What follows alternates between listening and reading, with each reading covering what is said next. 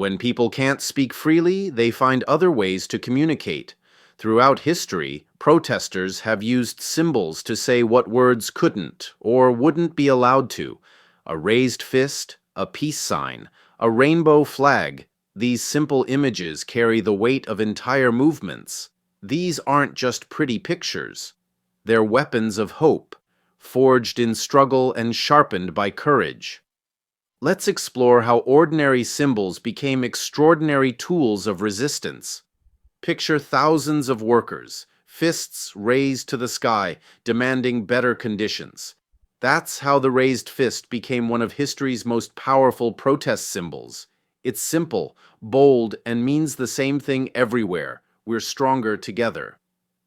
The symbol took off in the early 1900s labor unions when workers realized individual powerlessness could become collective strength. During Spain's Civil War in 1936, anti-fascist fighters used it against dictatorship. No matter what language they spoke, everyone understood. But the moment that made it legendary happened at the 1968 Olympics. American sprinters Tommy Smith and John Carlos raised black-gloved fists during the national anthem, turning a medal ceremony into a protest against racism that the whole world could see. The black gloves represented the strength and dignity of black Americans who had been ignored for too long. Since then, the raised fist has traveled from movement to movement, feminists fighting for equality, environmentalists battling climate change, Black Lives Matter protesters demanding justice. It works because it captures something universal, the human refusal to give up. In 1958, British artist Gerald Holtham worried about nuclear war.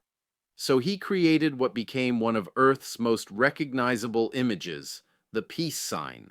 He combined two semaphore signals, N for nuclear and D for disarmament, enclosed in a circle representing the world.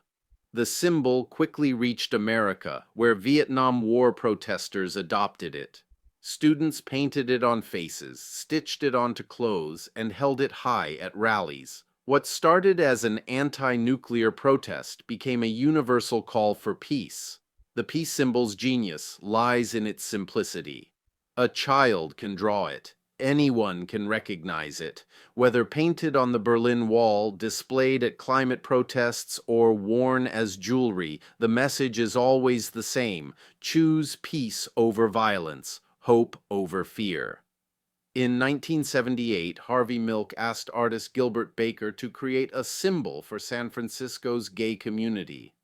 Baker's response was brilliant, a rainbow flag with colors representing life, healing, sunlight, nature, harmony, and spirit. The rainbow celebrated diversity instead of hiding it. It was beautiful, joyful, and impossible to ignore. When it first flew at the Gay Freedom Day parade, it transformed visibility itself into resistance. In a world that demanded LGBTQ+ people stay hidden, the rainbow flag said, "We're here, we're proud, and we're not going anywhere." The flag's power comes from its dual nature, celebration and weapon. In places where being gay can get you killed, flying a rainbow flag takes incredible courage. In liberal cities, it's pride and community. The same symbol works in both contexts because it represents something fundamental, the right to exist as you are. Sometimes symbols come from unexpected places. The three-finger salute started in The Hunger Games, a story about young people fighting an oppressive government. But in 2014, when Thailand's military seized power, real protesters began using Katniss's fictional gesture as their own resistance symbol. Why did a movie symbol work in real life? Because the story felt true. Young Thai protesters saw themselves in Katniss, facing overwhelming odds, fighting for democracy, refusing silence. The gesture gave them solidarity without words. Even better, authorities couldn't ban a Hollywood movie gesture without looking ridiculous. When Myanmar's military staged a coup in 2021, protesters there adopted it too. Young people who grew up watching The Hunger Games found themselves in their own freedom fight. The fictional symbol became real because the emotions behind it were real. Hong Kong's 2014 pro-democracy protests weren't supposed to become the umbrella movement. People brought umbrellas for tear gas protection. But when thousands of colorful umbrellas filled the streets, they created one of history's most beautiful protest images. The umbrellas worked on multiple levels. Practically, they shielded protesters from police weapons. Symbolically, they represented peaceful resistance. Who could call an umbrella threatening? Visually, they were stunning. Hong Kong's concrete jungle blooming with bright umbrellas showed the world this wasn't just another protest. It was a movement with style and heart. Artists embraced the umbrella as a symbol of protection and hope. Street murals and digital art featuring umbrellas spread across social media, keeping the movement alive. The umbrella became a canvas for democracy messages, proving ordinary objects can become extraordinary symbols with imagination. Picture a sea of black-clad protesters, faces covered, moving like a single organism. This is the Black Bloc, a tactic that turned anonymity into protest art. Starting in the 1980s in Germany, activists dressed identically in black to protect their identities while creating powerful visual statements about collective action. The Black Bloc erases individual identity to create something larger, a unified resistance. When everyone looks the same, focus shifts from individuals to the collective, from personalities to principles. The uniform black clothing creates solidarity that transcends personal differences. The aesthetic is deliberately striking. A crowd in black creates drama and urgency that's impossible to ignore. Critics call it confrontational, supporters call it necessary. But everyone agrees it's visually powerful, spreading from Germany to protests worldwide. Some powerful protest symbols come from the darkest places. The pink triangle, originally used by Nazis to identify gay men in concentration camps, was reclaimed by LGBTQ+ activists in the 1970s. They took a persecution symbol and transformed it into a badge of pride and resistance. This transformation required courage to take back trauma-associated symbols. But by reclaiming the pink triangle, activists did something revolutionary. They refused to let oppressors define them. They took the tool of persecution and turned it into a liberation weapon. During the AIDS crisis, ACT UP used it to connect historical persecution with contemporary neglect. The symbol became a reminder of both past trauma and present resistance, showing how symbols can be healed and transformed. Sometimes the most powerful protest symbols are the simplest, pure color. Red has meant revolution for over a century, the color of blood, sacrifice, and passion. Green became the environmental protest's universal color, but also represents hope and renewal. Yellow symbolized France's working-class Gilets jaunes movement. Purple continues to represent feminist movements across centuries. The genius of color symbolism is its immediacy.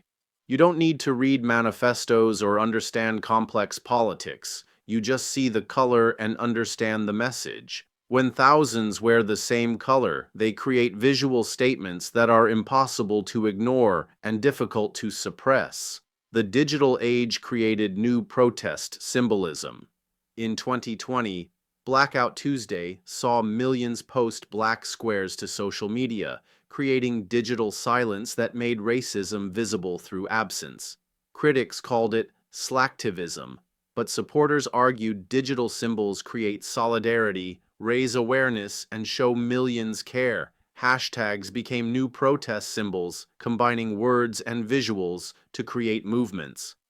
Black Lives Matter, Shuts Me Too, and Climate Strike function as both organizing tools and symbolic statements, creating digital spaces for collective action while communicating to global audiences. The democratization of symbol creation through digital tools allows marginalized communities to create their own protest symbols without relying on traditional media. Memes and user-generated content become new forms of protest symbolism that challenge authority through humor, creativity, and viral spread. Sometimes the most effective symbols are the simplest. The red circle with diagonal slash, the universal no symbol, became one of history's most versatile protest tools. It can be applied to anything: fascism, racism, war, injustice.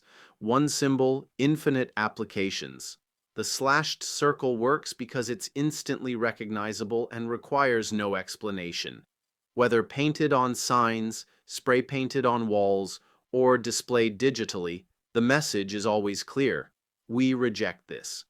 It's the visual equivalent of a firm no, simple, direct, impossible to misinterpret. In a world where images travel instantly across global networks, protest symbols have become more important than ever. They cut through noise, transcend language barriers, and create connections between movements that might otherwise remain isolated. These symbols work because they tap into universal human emotions: the desire for justice, the need for community, the hope for a better future. They don't provide detailed political programs, but they do something more important. They make people feel less alone in their struggles. The future of protest symbolism will likely be shaped by digital technology, but the core function remains the same: to communicate resistance when words aren't enough. Whether it's a raised fist, a rainbow flag, or a symbol we haven't invented yet, these images will continue to speak for those who refuse to be silenced. Protest symbols remind us that politics isn't just about policies and institutions, it's about the human need for dignity, justice, and hope.